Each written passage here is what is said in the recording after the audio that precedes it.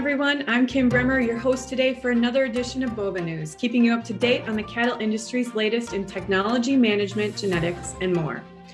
Getting and keeping cows pregnant is one of the more important management activities on a dairy.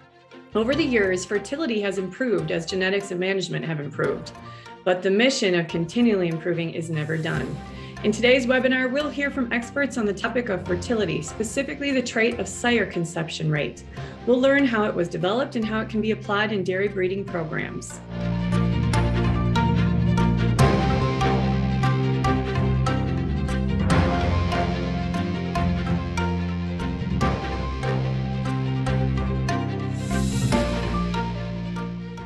Duane Norman grew up on a dairy farm in Liberty, Pennsylvania. He did his undergraduate work in dairy science at the Pennsylvania State University and studied dairy cattle breeding at Penn State and animal breeding at Cornell University.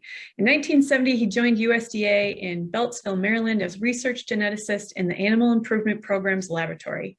In 1988, he became research leader and for 24 years provided leadership to the world's most successful genetic improvement program for livestock. In 2013, he was asked to be interim administrator for the Council on Dairy Cattle Breeding when it started operating as a nonprofit corporation. He's authored 360 scientific journal articles or research abstracts. He was honored with National Dairy Shrine's Guest of Honor, World Dairy Expo's Industry Person of the Year, and the American Dairy Science Association's Distinguished Service Award. Welcome, Duane. Good morning. I want to share my background on the Sire Conception Rate, a little bit of the history of it, what the current situation is, and the potential possible changes that might come in the future. My co-author is Taylor McWhorter, and she worked as an intern at the Council on Dairy Cattle Breeding 2 summers ago, and now she's well along on her PhD program at the University of Georgia. I think that if you're on this show, obviously, I don't have to tell you the importance of reproduction in the dairy industry. It's certainly important in all livestock species, but particularly in dairy because the subsequent calving is the basis for raising milk production to a profitable level. And I think the emphasis on fertility traits is certainly there. We have a new revision of the net merits, which is our composite index, which pulls together a little emphasis on about 45 different traits in the dairy industry. So 3 of the lifetime merit indexes are going to have assigned 5% of its weight to the reproductive traits. But the grazing index, the 4th lifetime merit index we have, is developed for grazing herds and seasonal calving herds, and it's going to have 15% of the entire emphasis given to reproduction. Non-return rate has been around for a long time. Certainly not as good a trait as conception rate, but it started out, conception rate was hard to get. So non-return rate has been around for years. In fact, my first publication at USDA was to give the non-return rate for individual bulls. That didn't last too long. I think there was some sensitivity from the AI people. They didn't want that all published at that time. But anyway, non-return is the percentage of cows that are not subsequently rebred within a specified time period to the insemination. So it was used as an indirect indicator of fertility because it was available quickly and with a reasonable collection cost. In the days when I was a kid, we used 60 to 90 day non-return rate most frequently. And that means that if the cow is bred in 1 month, let's just say the month of January, if she was bred in January, we checked to see if she'd come in and was rebred somewhere in the months of February and March. So, therefore, there's a little bit of unfairness to it because a cow that was bred the last day of January only had a little over 60 days to come back in heat and be rebred, where a cow that was born the first day of January would have 90 days to show that she was rebred. So unfortunately, the animals that were bred the last day of the month always had a little higher conception rate as a trend in general than the others did. When computers come along and you had complete access to all the data, then we went to kind of using a fixed day conception rate. And I think quite often something like 56 days was used in Europe. Oftentimes, I think 60 days or 70 days was used in the US. Now, there were some published evaluations that told how well the bull was settling cows. The first one that came along was in 1986, and it was put out by the North Carolina State University because they had a processing center, and that's now become the dairy record management system with a little consolidation from other regions. That was done in 1986, and they continued to do that evaluation until 2006, when they talked USDA into taking it over. And we took it over and we did it for 2 years, just the way it was done before. And then in 2008, we had time to develop a new system, and that was called the Sire Conception Rate. And that's been running from 2008 until the current time. Now, actually, the council took it over in 2013, so we've been doing it for 8 years.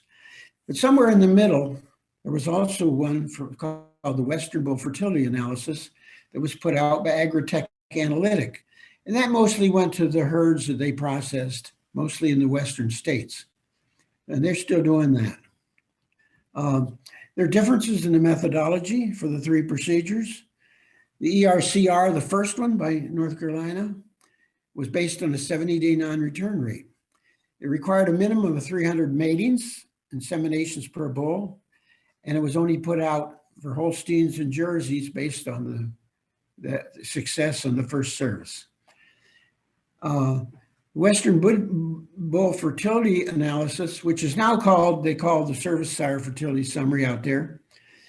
It was based on conception rate, which was better if you can get the data. And so it was all based on confirmed pregnancies. They required only a minimum of 10 inseminations per bull, but they had to be in 10 different, whatever they had to be in 10 different herds. And it included the service 1 through 5 for just Holsteins and Jerseys. When the SCR was developed in 2008, it was a much more complete model. In fact, Bennett Castle, who wrote a monthly article for Hordes Dairyman, said it was the most complete model used that he was aware of in livestock. And anyway, it was based, it's a conception rate evaluation. It required a minimum of 300 inseminations for Holsteins, 200 for Jerseys, and 100 to 200 for the other breeds. And it included up to 7 services.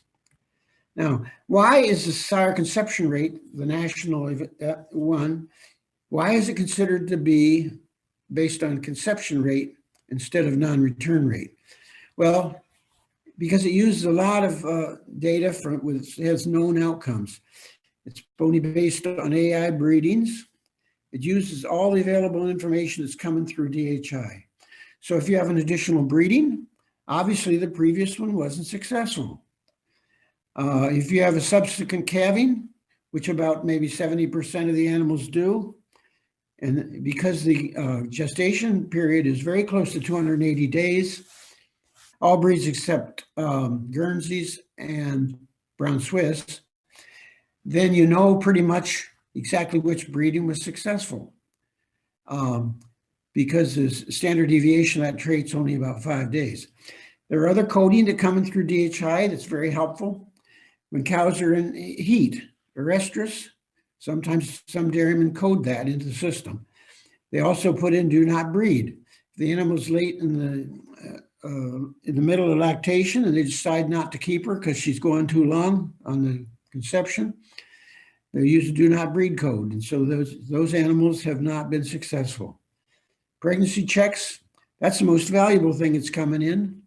Lots of big herds are doing pregnancy check and reporting it all in DHI. And also the termination code is used a little bit. Now, the variables that are in this complete model that Bennett mentioned, there's at least 5 different traits here. And so they considered the inbreeding of the bull himself, the service bull. They considered the inbreeding the embryo, because we know that inbreeding oftentimes reduces the performance. So we put them in. It turned out that they weren't that helpful, but the fact that they're in there doesn't do any harm It just doesn't show any differences that are adjusted for that. We got the bull age. Bulls that are 15, 16 months when the semen goes out, they oftentimes don't have quite the conception rate that the 4 and 5-year-old bulls do.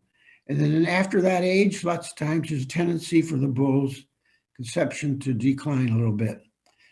AI organizations differ. They all do a good job in preparing the semen, but there are differences.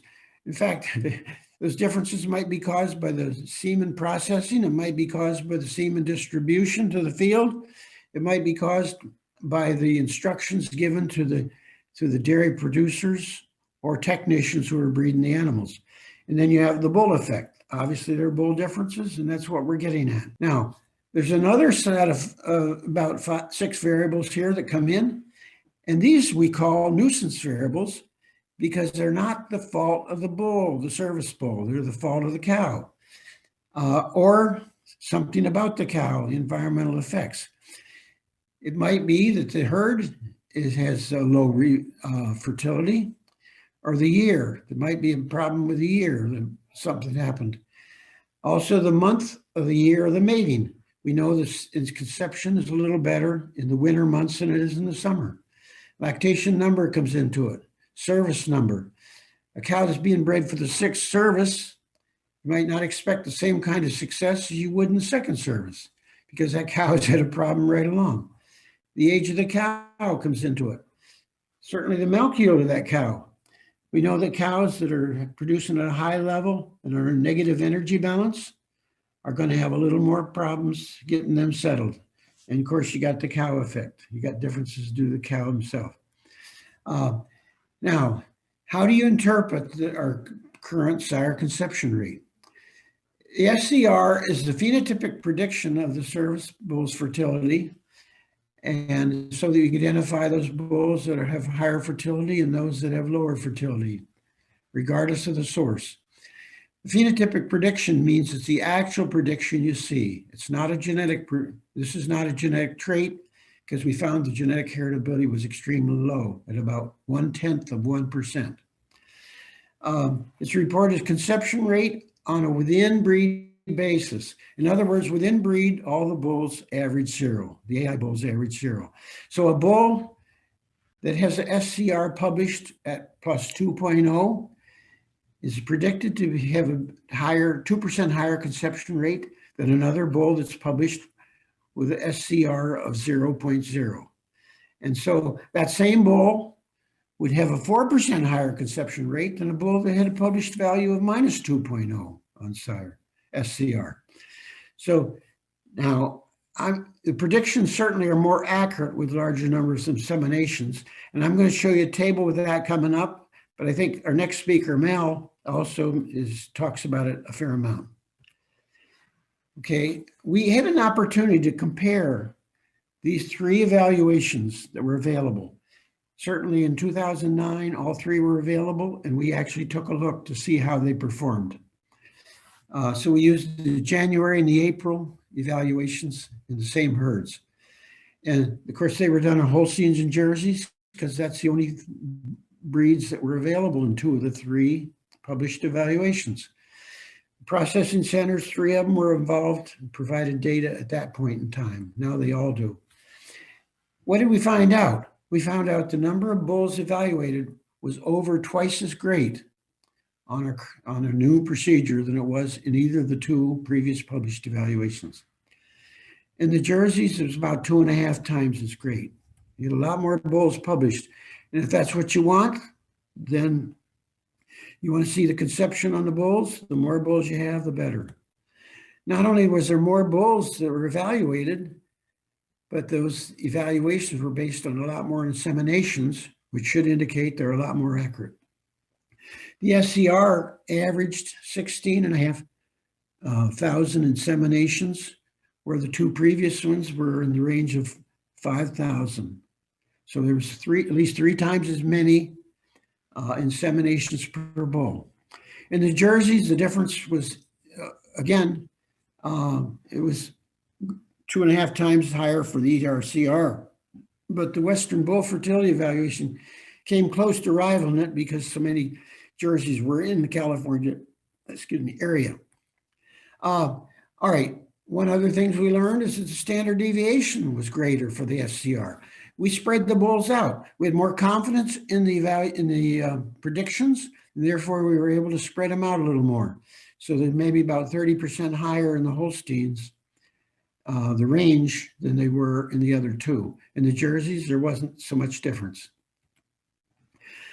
What about the correlations between the methods? If these methods are accurate, the correlations between them ought to be pretty reasonable. And what we found is the correlation with SCR with the other two was quite a bit higher than the correlation between the other two. And I think that in itself tells you that it was another indication that's more accurate. What about the correlations between consecutive runs?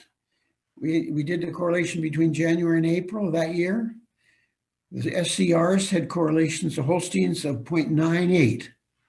Perfect correlation is 1.0. It was 0.98. The Jerseys were 0.96. The correlations with the other two procedures were only 0.93 and 9.4. And if you think about one being perfect, 0.98 is a lot closer to 1 than 0.93 and 9.4. So that number might not look very different, but it's a big difference when we do try to compare procedures. Now, I talked about the more inseminations you have, the more reliable your information is. You can see with 200 inseminations, you still have your true conception rate of that semen could differ as much as 2.2 from our prediction of it. When you get up to 5,000, it's worked its way down to 0.7. But remember, we had over 16,000 inseminations per bull. So when you look at the 15,000 line here, you can see that the confidence interval, 4 bulls out of 5 are going to be within 0.4. So if you have a bull with an SCR published at 2.0, the true value of that semen is somewhere between 2.0 plus and minus 0.4. In other words, that bull will be between 1.6 and 2.4, his true conception. Now, a lot of things have changed since we did the original SCR. We have genomics. We had sex semen came along and became very popular. So the sex semen led to a surplus of replacement heifers.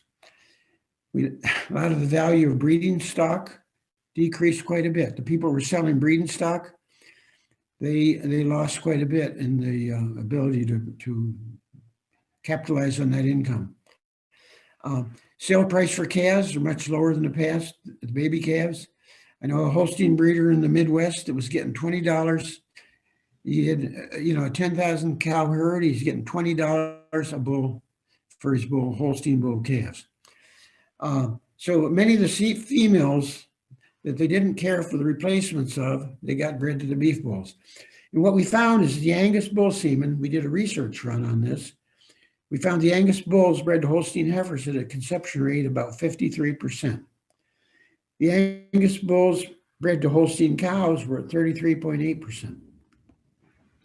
So the beef bulls now are used on over 30% of the dairy animals, I believe. I don't have a good figure on that, but I think practically all the AI organizations are breeding at least 30% to the beef bulls now. And for a research run, we ended up with about close to 270 services where beef was bred to dairy cows. And 95% of those turned out to be Angus breeding reports. So I mentioned before the Angus conception rate was 33.8, the Holstein was 34.3. That's a difference of 0.5% in the conception rate. But what we found out was the Angus were bred to more problem breeders. So if you took that in consideration, I'm sure that the Angus fertility was as good as the Holstein, perhaps even better.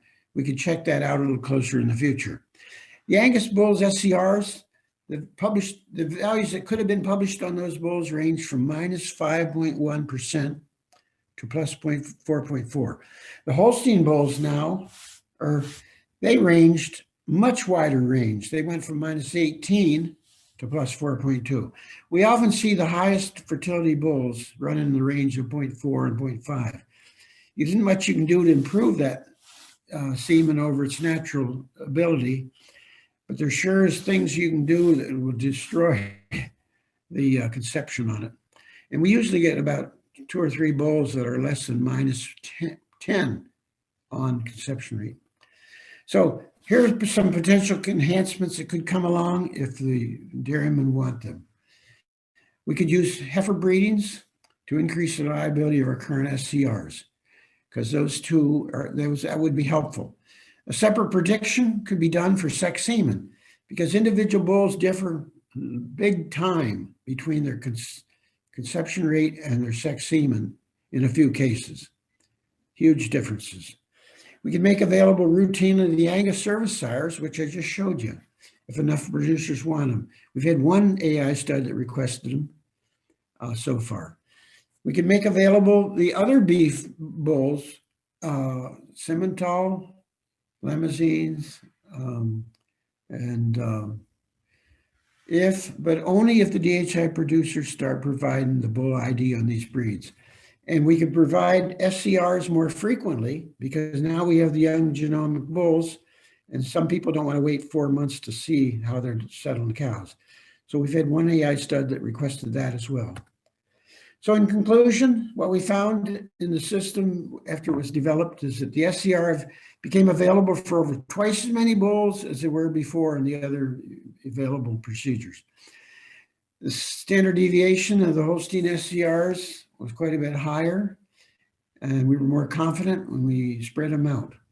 Holstein correlations of SCR with the 2 other procedures was higher than the correlations between themselves, another indication that they were more accurate. And there was a considerably higher correlation between the consecutive evaluations for SCR. They were more uniform across time.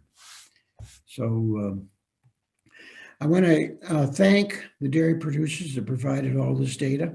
I want to thank the dairy record processing centers that passed it along. I want to thank NAB for their role in the coding the bulls. And I want to thank the USDA's Animal Genomics and Improvement Laboratory for helping with the research. They were always working together with the council to make things better. And so thank you. Our next presenter is Mel DeJarnette. Mel was raised on a tobacco and beef cattle farm in South Central Virginia. He received his bachelor's degree in animal science and master's degree in dairy science from Virginia Tech, where his master's research focused on factors influencing sperm transport, accessory sperm numbers, and embryo quality in the artificially inseminated bovine. Mel joined Select Sires in 1990 as reproduction specialist, directing in-house research efforts related to semen production, cryopreservation, and quality control. He developed the Select Sires in-house sire fertility analysis system using confirmed data obtained from progeny test herds.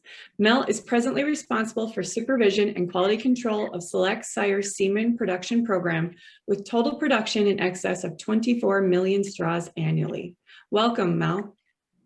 Thank you, Kim. It's my pleasure to be here this morning to talk about a subject close to my heart, and that's sire conception rate and our ability to use that as a tool for reproductive management in dairy herds. As a reproduction specialist, I like to joke with the geneticists that we're in the business of genetic progress, but genetic progress cannot begin until we first create a conception. And so it's kind of a chicken and egg scenario, but in reality, we can't have genetic progress until we employ the reproduction specialist to make sure we get the cows pregnant. And SCR is a very valuable tool to help us do that on the farm. But like any tool, it's very important to understand the tool, how it's intended to be used, to use it properly. I am a mechanic as a hobby. I love tinkering in the garage and tinkering in the barn, have lots of tools. And like most mechanics and guys on the farm, you learn to fix things. And no good toolbox is fully equipped without a good assortment of hammers, WD-40, duct tape, and baling twine. And most of us has probably figured out by trial and error, it's not a tool in your toolbox that you can't try to use for a hammer. And screwdrivers on occasion have been known to be used for chisels. But at the end of the day, when you start using tools improperly, basically you're just going to end up with a bunch of broken tools, and whatever it was you were trying to fix is probably more broken when you're done than it was when you started. And SCR is no different. It's a tool, but we really need to understand how it's made to get the best use of it. And I like to say cows cannot be a little bit pregnant. Most herds out there have conception rates 30, 35, 40%. But the individual cow is either 100% pregnant or 0% pregnant. There's no scale to say she's 35 or 40% pregnant. If you could measure that in individual cows, we could be a lot more precise in measuring fertility on the farm. But it's an all or none answer. And it's called binomial data, where there's only two possible answers, and each insemination is totally independent of what happened in the 10 cows before or what's going to happen in the 10 cows after. You're either going to get pregnant or not. And so therefore, to use fertility data and calculate meaningful estimates, you have to have lots and lots of services to overcome just the inherent nature of binomial data. Las Vegas knows a lot about binomial data and winning and losing. It's a 0 or 100% proposition. And so if you go to Las Vegas and talk about conception rates in a 30 probabilities of conception in a herd with a 35% pregnancy rate, and we're going to use a bull that we know for sure he's average fertility. What Las Vegas knows right off the bat is that average fertility bull in a herd with a 35% conception rate only has about an 8% chance of achieving exactly 35 pregnancies from 100 services. 92% of the time, he's going to get a different number. It might be 34, might be 38, might be 32, has nothing to do with the sire's fertility. It's just the nature of binomial data. What we also know is that because the conception rate is 35% or less than 50%, the odds of getting 34 pregnancies instead of 35 is slightly greater than getting 36. And if you look at those bars, you can see 33 is a little bit greater than getting 37 as you're moving away from that average. Just the nature of the data, because when 35% are below 50, we have a greater probability of losing than we do winning. If you bump that conception rate up to 65 or 70%, then you'd have a greater probability of winning than losing. This is where the concept of confidence intervals comes in working with fertility data. And this table shows we can have, it's based on the number of services, but then we can choose how confident we want to be in the accuracy of our estimate. And so basically with only 10 services, we don't know anything about the fertility of anything. The bull, the herd, the technician, anything else. The confidence intervals are just too wide to say it's one is different from average or different from each other. As you add more and more services, you can use lower and lower confidence intervals to make your decisions. Is this bull different from average, or is this bull different than another? And really, we don't get meaningful levels of precision until we get up to 1,000 services or more on bulls, at least 500 for sure. And here, if you look at the bottom row with 1,000 services, if we choose we want to be 80% confident in the decisions we make, we can use a spread of about 2 percentage points, 1.9, 2 percentage points, which, okay, we say bulls are more than 2% apart, we're going to treat them as being different. We'll be correct 80% of the time, but we'll be wrong 20% of the time. So if you want to be wrong less often, you have to use a wider confidence interval. In science, we typically want to be wrong less than 5% of the time, so we use a 95% confidence interval, which spreads your difference to saying two bulls are different out to 3%. And even then, with a 3% difference at 1,000 services, you can be wrong 5% of the time. Every bull has a true level of fertility. We have no idea really what his true fertility potential is, but we send semen out to the field and it's used in farms, and we create these on-farm observations. Those observations get sent to Duane at CDCB, go into in-house fertility evaluations at individual studs, ATA. Different organizations have different computerized systems to take all these observations, run them through a computer, do their best to account for all the numerous factors that affect fertility on the farm. Sire is just one of literally dozens to not hundreds of factors that affect the fertility of an individual insemination on the farm. Herd, parity, milk production, days in milk, service number.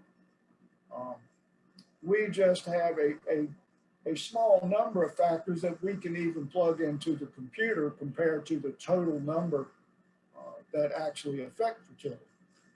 And so what we get out of it is an estimate of the bull's true fertility. An estimate, as you go to the dictionary, would tell you is a valuation based on opinion, or it's roughly made from imperfect or incomplete data. A calculation that professedly is not exact. And I think we often forget that about estimates, and we treat them as they're sharp as a razor, very pinpoint numbers, but they are not. And from that, we build these expectations of what we should get from the estimate, go back into our herds and create more observations that very often do not match with the expectation. And so the problem is not really, I think, often with the estimate, but it's often with the expectations are often a little bigger than we should have.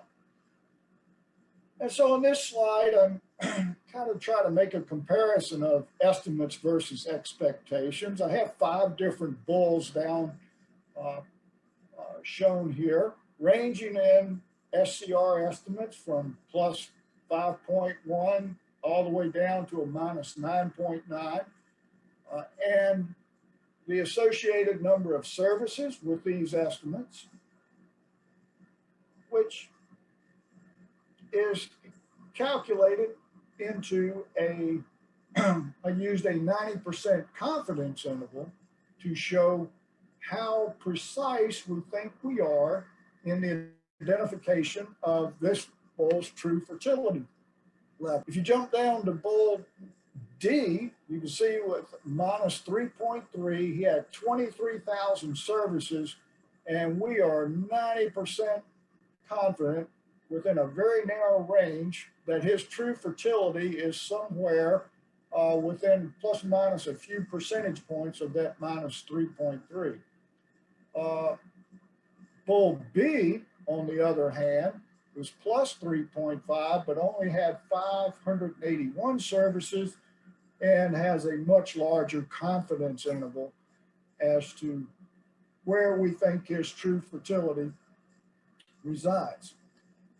Now, this is the accuracy of the estimate, but then we also have to consider if we're going to use these bulls And let's say we're going to use 100 doses of each bull. What is our ability, based on Las Vegas odds and what we know is going to happen with binomial variation, what's going to be our ability to reproduce that estimate? And that's what we'll see in this figure is not only do we have the confidence interval associated with the estimate itself, but we add to that the confidence intervals that go along with 100 services. And you can see that there's a distinct possibility that that bull with a minus 9.4 could achieve a conception rate comparable to bull A of the 5.1 if we're only using 100 services. Now, certainly that bull with minus 9.4, he's got to have something really good genetically for us to even consider it. But this is simply to point out the errors associated with the tools that we are developing and our ability to reproduce those estimates on farm. It's also important to consider the contemporaries in calculating fertility estimates. Again, the way, as Duane explained, within each herd in each month, the bulls that are being used are calculated to a zero base, so that within each aliquot of time, you'll have individuals that are above or below average. And so in this example, I have a table with 4 different bulls named Ray, Matt, Cliff, and Mel, and their conception rates range from 40% down to 30%. But again, with the average across all of them being 35%, we had 2 bulls exactly average. Ray was 5% above, Mel was 5% below. Now the next month, Cliff and Mel get kicked out. We substitute Duane and Mike come in. Duane and Mike, you can see, are much better conception rate bulls than was Cliff or Mel. And they bump up the average to 41%. But notice Ray and Matt got the exact same fertility in month 2 that they did in first 1. Their conception rate did not change at all.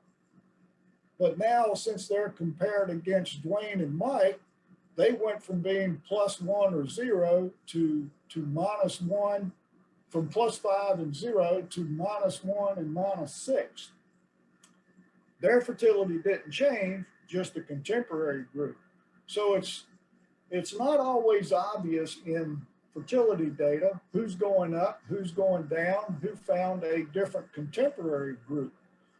And this happens very often when we start talking about high conception sires. When bulls first generate a fertility estimate, they're used with no fertility data across a whole range of herds. However, once they're identified as a high conception sire, they're often used by herds that select only high conception sires. And even though compared against high conception sires, somebody in each herd is going to be below average each and every month. And those data feed back into our sire evaluation systems. And I think that's one of the reasons, if you look at SCR over time, when I say over time, getting out to a 2-year interval. If you're looking from one evaluation period to the next, you're only looking at 3 or 4 months of new data, and 90% of what you're looking at is probably the same data from the previous run.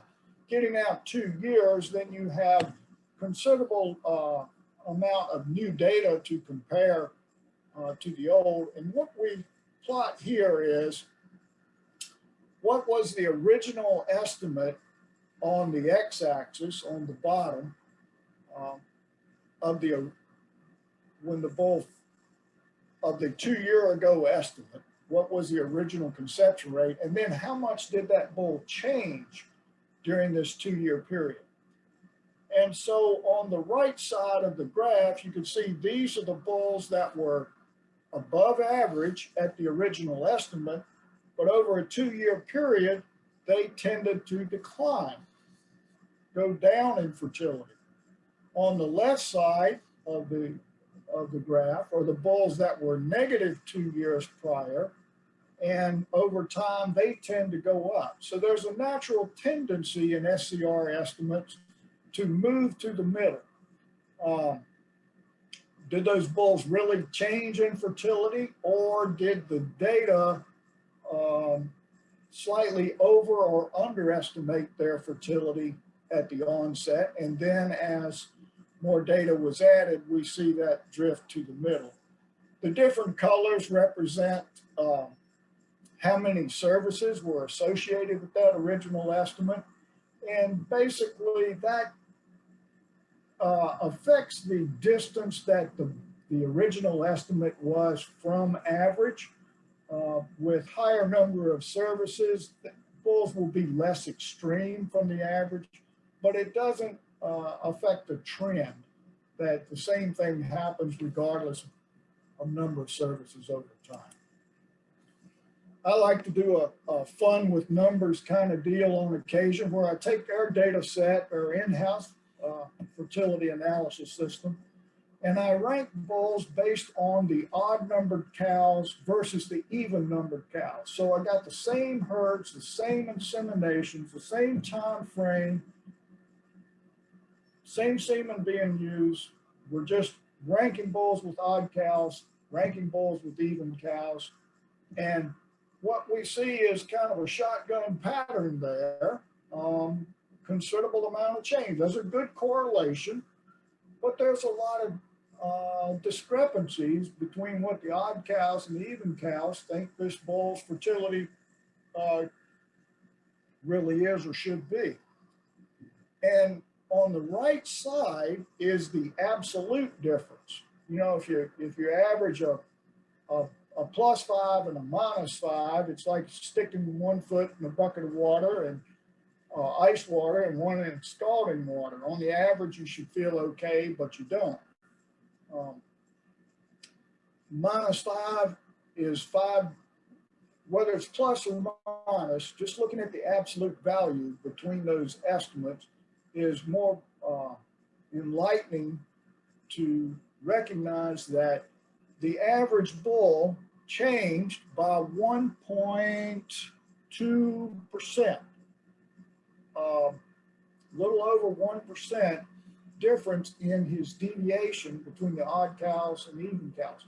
So think about it for a minute. When something that we know is identical, the same semen used, same herd, is averaging 1.2% different, then how do we know when we're comparing two different bulls that differ by the same amount, whether they're really different or not?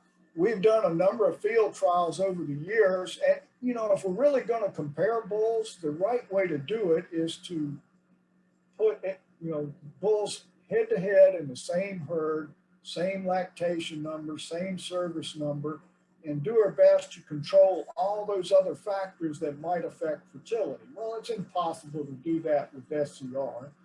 But on research projects, we've done it more than one time, just as a barometer of how accurate fertility data really is. That we have taken a single ejaculate and put it in two different straw colors. And so these two different straw colors are strategically used as though they were different treatments, but balanced by cow parity, by service number, by everything possible to give them every opportunity possible to come out as equal. And different straw colors, even though it's the same semen inside, do not come back with the exact same number and can vary as much as wasn't many services in that trial, but in one herd it was 17%. Some they come out pretty darn close, but on the average, identical straw colors in these projects with 200 to 300 services per treatment averages about 3% different. again, when identical can't come up with identical numbers, how do you know how much to extrapolate when two bulls differ by similar numbers? And everything, binomial variation assumes a perfect world and there's no bias in the semen use of treatment. But the reality is, as I mentioned earlier, there can be. High conception sires are often compared, once they're identified, against other high conception sires, and they're going to, in a fertility analysis system, even though they're all doing a great job and likely improve the fertility of the herd, they're going to beat each other back towards the middle. Semen price, $30, $40, $50 semen is not used in the same manner as $5, $6, $7 semen. When you have an animal that's showing a questionable sign of heat, our producers are often going to check, use a different type of semen in those questionable types of heat. And with sex-sorted semen will usually get used in the more fertile animals, first and second service, and even at a first service, if they use conventional, it might be one of those questionable heats. But by and large, a conventional semen will be going to third and fourth service cows. So it's really difficult to make comparisons of sex-sorted and conventional. And so the bottom line is, if you are a sportsman enthusiast and talk about accuracy and precision, fertility data simply have the precision of a shotgun. It's not going to be a rifle. By the nature of the data, there's nothing we can do to make it like a rifle. SCR and all of our evaluation systems do the best job they can to give us good estimates of fertility, but we just have to recognize the precision in these estimates leaves a lot to be desired, just the nature of fertility data. And so back to the tool concept, SCR is a valuable tool, but it's not a box cutter, it's not a surgeon scalpel. We should not be trying to split hairs. On a sharpness scale, it's probably more like a wood maul than it is a box cutter. And so deviations that are plus or minus 3 of average fertility should be considered normal fertility, and we really shouldn't bias or choose not to use a bull because of fertility. Fertility should not be part of the equation if bulls are in that range. Below average does not mean subfertile. Select for genetics first, and then you can use sire fertility to stack the odds in your favor when all other things are equal between your bulls. Deviations within 3 points of each other, even if that is the true fertility of 2 different bulls being 3% apart, if you're using 100 doses of each, it's probably going to be difficult to repeat that. So again, make sure you're understanding the difference between the estimates and your expectations and repeatability. Certainly those bulls that are less than -3, those are the extremes we want to be careful for and look out for. And if we choose to use them because they do have some genetics to offer, you just want to be careful that you limit your risk and use them sparingly.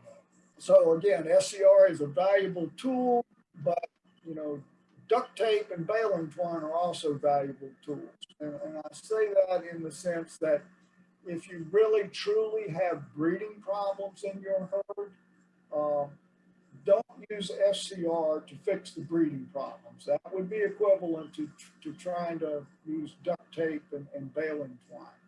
Figure out what the breeding problems are, go to the source, fix the problem, and then SCR can be a valuable tool to help improve your rates of genetic progress by creating that conception.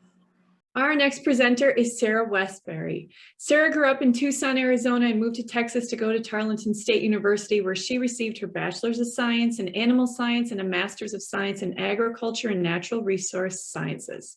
She joined the STgenetics team after graduate school and has been with them for the past 5 years. When she started with STgenetics, she worked with both the sales and research development team to manage large accounts and orchestrate field trials. She's now the genetics services leader and works with the genetics team to create tools and services to maximize the benefits of STgenetics products, including EcoFeed, genomic testing, sex semen, and the design and implementation of the chromosomal mating program, which STgenetics launched in the fall of 2018. Welcome, Sara. Thank you very much, Kim. Hello, I'm Sara Wesberry, and I'm happy to be here with you today.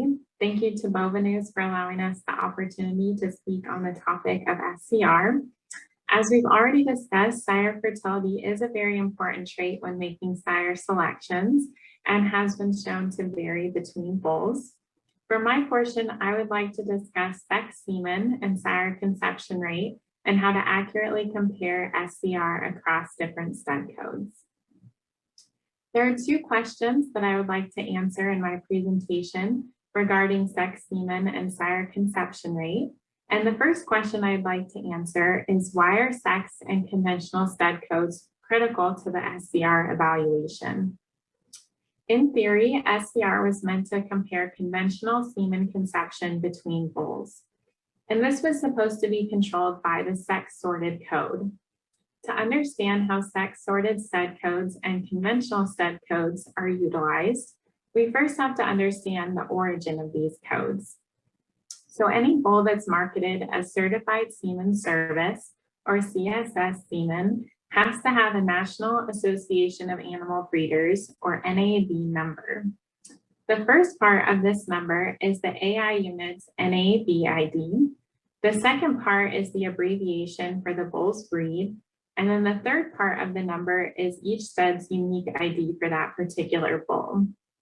So if we look at the example on this slide of the bull Rubicon, his number is 151HO00681. So the 151 is STgenetics NAB ID.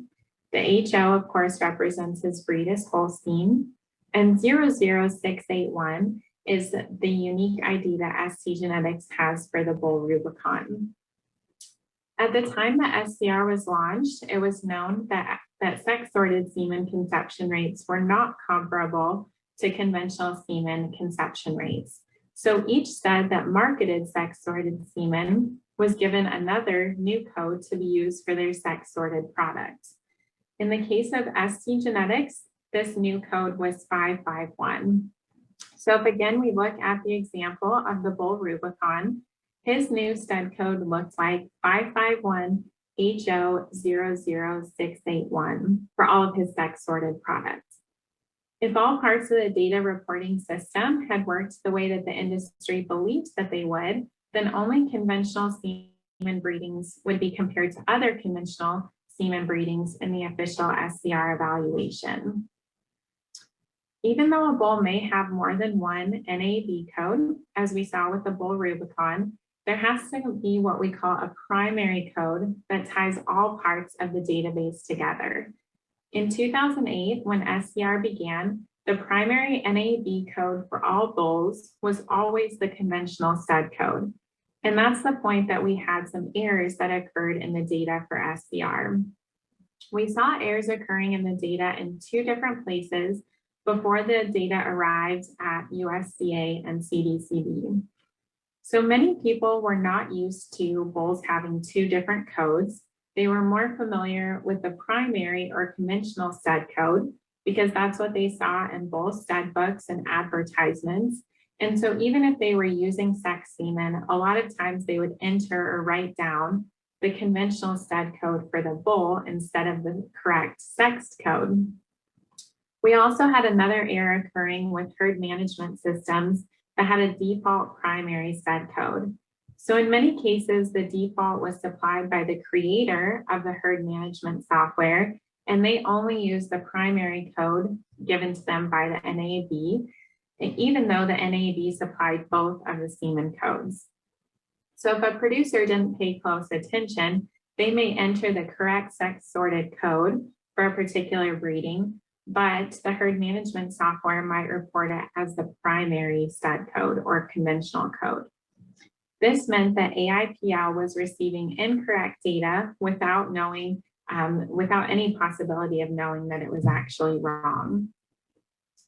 So the result of this was sex sorted semen was being compared to conventional semen for conception in SCR, which is kind of like comparing apples to oranges. And while most studs thought that there could be an issue related to sex sorted semen and the SCR evaluation, none of the studs at the time marketed their bulls as sex sorted semen exclusively, so the impact was diluted. That scenario changed in 2014 when STgenetics started marketing some of the bulls in their lineup as sex sorted only. At that time, STgenetics had many different codes to represent their different enterprises, which you can see here. We had 76 from Taurus, 147 from Androgenetics, 151 from TWG, 203 was the original code for STgenetics, and 513 for Transamerica Genetics. And as was routine in the industry at that time, all of our bulls' primary stud code was that conventional number. We, of course, also had sex sorted NAV codes as well that you can see in the right-hand column. By early 2015, we knew that there was a problem in regards to sex sorted semen breedings being included in the SCR evaluation because bulls that had never had conventional semen released were receiving official SCRs. So while the sex sorted product at the time, Sext Ultra, was superior to any previous sex sorted products, it still lagged in conception rate compared to conventional semen, and that would later change with our Sext Ultra 4M product. So none of our code 151 bulls were above 0 for their official SCR evaluations. So we had producers who were relying on that SCR data to make their breeding decisions, and they thought that STgenetics could potentially have an issue with their conventional semen quality. So once we identified that there was an issue with sex sorted semen being included in the official SCR evaluation, we decided to do something about it. So the second question I would like to answer is, what has STgenetics done to make sure that SCR on our bulls is only evaluated from conventional breedings? In 2016, STgenetics made the decision that all new bulls that entered our marketing lineup would have a primary code of 551 or the sex sorted code. Our reasoning was that if the primary code was a default, whether that was entered manually or from a herd management system, then all the sex sorted semen usage would automatically be removed from the data that was going into the SCR evaluation. If someone did use conventional semen and entered the 151 code correctly, then our bull's conventional semen would be compared with other bulls' conventional semen, which is the purpose of the SCR evaluation. What this means is we know that all bulls that have entered STgenetics lineup since 2016 and have an official SCR from CDCB have their conception rates comparing conventional to conventional semen and not a combination of sex and conventional semen breedings. Currently, the only other stud that's following the same path is CMEX with their code 777, which is their sex code, and they've made all their bulls that primary sex code as well. In the table that you see on this slide, we can see the difference in SCRs by stud code from the April 2021 CDCB evaluations. The SCR is on the left-hand side, and each of the bars that you see represents a different stud code's average SCR.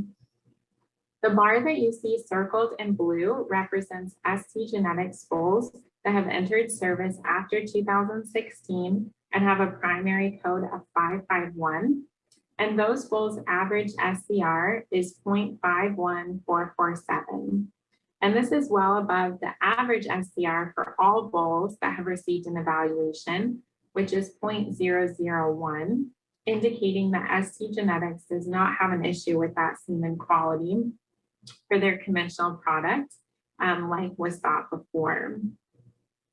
So when we look at SCR for bulls with a 551 code, I don't want to confuse you. Even though that is the sex sorted code, that does not mean that the SCR is comprised of sex sorted semen breedings, but rather bulls that have a primary sex sorted code. And this is important because, again, we know that those bulls only have conventional semen being included in that official SCR data. The other columns that you saw that represented the other stud codes could have potentially included in their official SCRs sex semen breedings. So to wrap up the conversation about sex sorted semen and SCR, I do want to reiterate that sire fertility is a very important trait when we identify traits that impact profitability in our sire selections. But just like with any other trait, we need to understand what's being measured for this particular trait. And for official SCR data, we are supposed to be comparing conventional breedings of different bulls. And STgenetics has made a concentrated effort to make sure that sex sorted semen breedings are excluded from our bull's official SCR by utilizing the sex code as the primary code so that our bulls have an accurate SCR comparison. This allows producers to have the right information that they need when using this trait. Again, I want to thank BoviNews for allowing the opportunity to speak with you today, and thank you very much for your attention. Well, thank you so much for your presentations today. Just a few questions for the three of you. What is the future for SCR? So in the future, SCR does need to have specific evaluations for both sex and beef because these are very important types of semen in our dairy industry and will continue to gain even more popularity and relevance as less conventional semen is used over time. Yeah, so that's in the hands of Duane and his team, as Duane will actually be available in SCR. Certainly the data is flowing in, but certainly we recognize from Sarah's presentation, we need to make sure we're ferreting out the right stud codes to be able to make fair comparisons. In the meantime, most of your major AI organizations have an in-house fertility evaluation system comparable to the methodologies used in SCR that can be used to provide producers information on both sex sorted product and beef sires. And again, most everyone has a system very similar to SCR, but must also be used similarly to the SCR with reservations in trying to overinterpret the numbers. If a producer is using embryo transfer or IVF technology, should they pay more attention to SCR of the service sires they're using? So I would absolutely say they shouldn't pay more attention, but would be hesitant to say that they should pay a lot less attention. IVF, the success rates in IVF are very poorly correlated with what happens with in vivo fertility and typical breeding. IVF in itself, there appears to be difference from one ejaculate to the next, and even within one ejaculate, I hear of horror stories of very bad results in one run of IVF, and then using the same code, you can have a very good success. But at the same time, superovulation and IVF is an expensive proposition. It's not like going out and breeding a cow with a $12 dose of semen. You've got $400 or $500 in it to begin with. So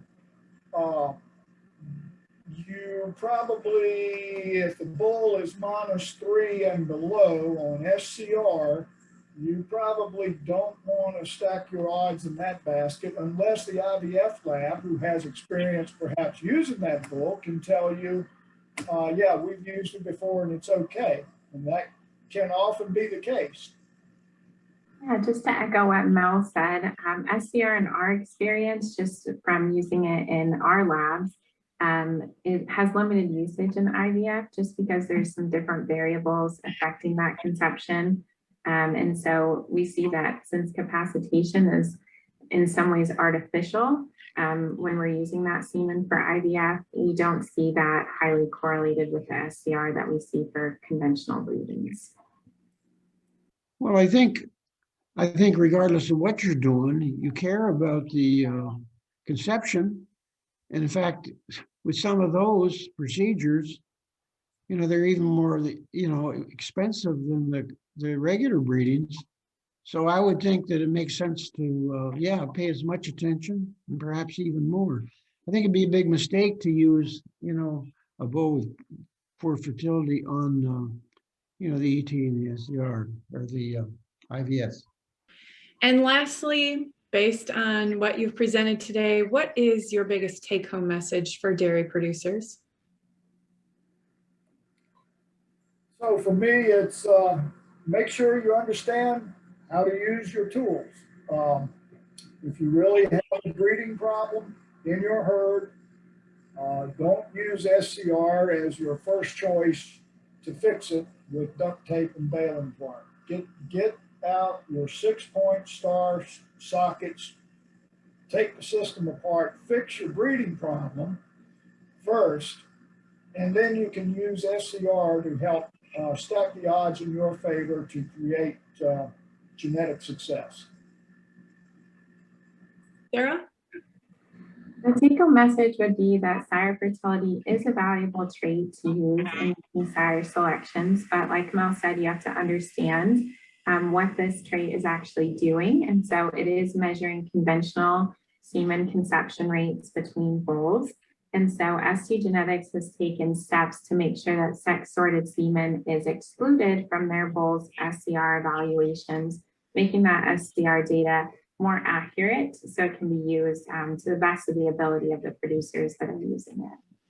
Well, I think that there's an opportunity to improve it, and I think we should do that. I would like to see the dairy producers that feel that the other possibilities would be beneficial to them to actually, raise their voices a little, and it's more likely that would happen. I think that from the very beginning, the dairy producers want conception rate. The fertility and the calving interval was extremely important to them. Back when we were